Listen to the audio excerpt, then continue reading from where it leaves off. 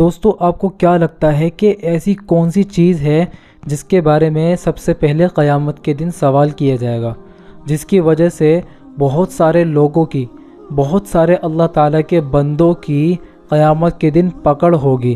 جس چیز کے بارے میں اللہ تعالیٰ سب سے پہلے اپنے بندوں سے سوال کریں گے وہ کیا چیز ہے؟ نبی کریم صلی اللہ علیہ وسلم کا ارشاد ہے کہ قیامت میں سب سے پہلے نماز کا حساب کیا جائے گا۔ اگر وہ اچھی اور پوری طرح نکل آئی تو باقی اعمال بھی پورے اتریں گے، اور اگر وہ خراب ہو گئی تو باقی اعمال بھی خراب نکلیں گے۔ حضرت عمر رضی اللہ عنہ نے اپنی خلافت کے زمانے میں ایک اعلان سب جگہ کے حکام کے پاس بھیجا تھا کہ سب سے زیادہ محترم بشان چیز میرے نزدیک نماز ہے۔ جو شخص اس کی حفاظت اور اس کا اہتمام کرے گا وہ دین کے اور اجزاء کا بھی اہتمام کر سکتا ہے، اور جو اس کو ضائع کر دے گا وہ دین کے اور اجزاء کو بھی برباد کر دے گا۔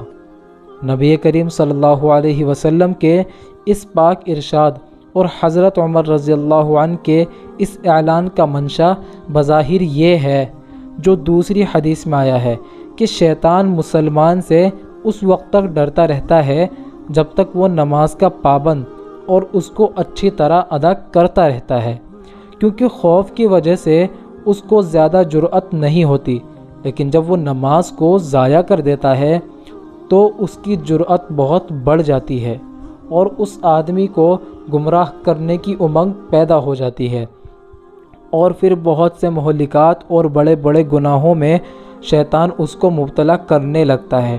اور یہی مطلب ہے اللہ تعالیٰ کے ارشاد ان الصلاۃ تنہی عن الفحشاء والمنکر کا۔ تو دوستو آپ سمجھ ہی گئے ہوں گے کہ نماز کے اوپر اتنی سختی کیوں ہے، اور سب سے پہلے نماز کے بارے میں قیامت کے دن کیوں سوال کیا جائے گا۔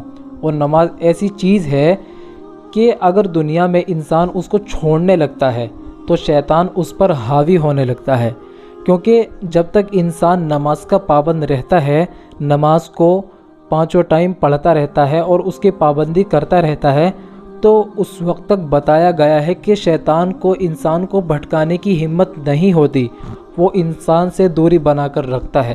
لیکن جیسے ہی انسان نماز کے اندر کوتاہی کرنے لگتا ہے تو شیطان سب سے پہلا اس پر وار کرتا ہے اور اس کو دوسرے گناہوں میں بھی مبتلا کرنے لگتا ہے۔ نبی کریم صلی اللہ علیہ وسلم کا ارشاد ہے کہ بدترین چوری کرنے والا شخص وہ ہے جو نماز میں سے بھی چوری کر لے۔ صحابہ رضی اللہ عنہ نے عرض کیا، یا رسول اللہ، نماز میں سے کس طرح چوری انسان کر سکتا ہے؟ ارشاد فرمایا کہ اس کا رکوع اور سجدہ اچھی طرح سے ادا نہ کرے۔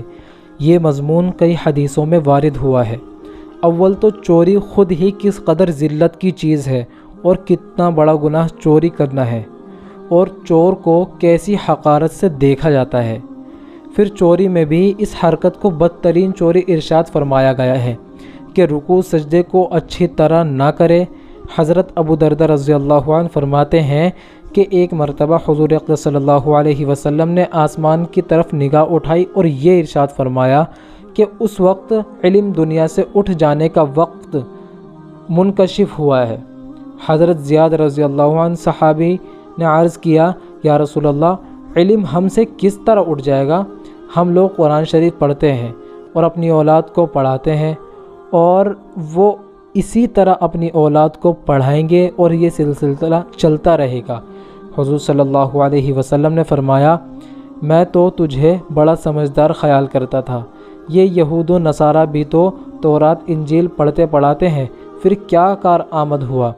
ابو درداء رضی اللہ عنہ کے شاگرد کہتے ہیں کہ میں نے دوسرے صحابی حضرت عبادہ رضی اللہ عنہ سے جا کر یہ قصہ سنایا۔ انہوں نے فرمایا کہ ابو درداء رضی اللہ عنہ سچ کہتے ہیں، اور میں بتاؤں کہ سب سے پہلے کیا چیز دنیا سے اٹھے گی؟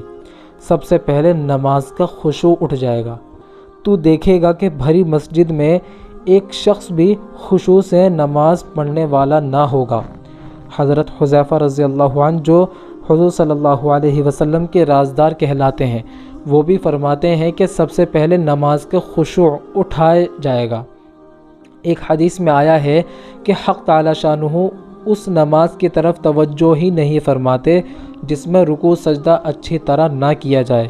ایک حدیث میں ارشاد نبوی صلی اللہ علیہ وسلم ہے کہ آدمی 60 برس تک نماز پڑھتا ہے مگر ایک نماز بھی قبول نہیں ہوتی کہ کبھی رکوع اچھی طرح کرتا ہے تو سجدہ پورا نہیں کرتا، سجدہ اچھی طرح ادا کرتا ہے تو رکوع پورا نہیں کرتا۔ حضرت مجدد الف ثانی نور اللہ مرقدہ نے اپنے مکاتیب یعنی خلوت میں نماز کے اہتمام پر بہت زور دیا ہے اور بہت سے گرامی ناموں میں مختلف مضامین پر بحث فرمائی ہے۔ ایک گرامی نامے میں تحریر فرماتے ہیں کہ سجدے میں ہاتھوں کی انگلیوں کو ملانے کا اور رکوع میں انگلیوں کو علیحدہ علیحدہ کرنے کا اہتمام بھی ضروری ہے۔ شریعت نے انگلیوں کو ملانے کا کھولنے کا حکم بے فائدہ نہیں فرمایا ہے، یعنی ایسے معمولی آداب کی رعایت بھی ضروری ہے۔ تو دوستو اسی وجہ سے کہا جاتا ہے کہ نماز کے بارے میں سب سے پہلے سوال کیا جائے گا، اور نماز اتنی امپورٹنٹ اور اتنی اہمیت ہماری زندگی میں رکھتی ہے کہ اگر ہم اس میں کوئی غلطی کرنے لگتے ہیں تو شیطان سب سے پہلا اس انسان پر حملہ کر دیتا ہے اور اس کو دوسرے گناہوں میں بھی مبتلا کرتا ہے۔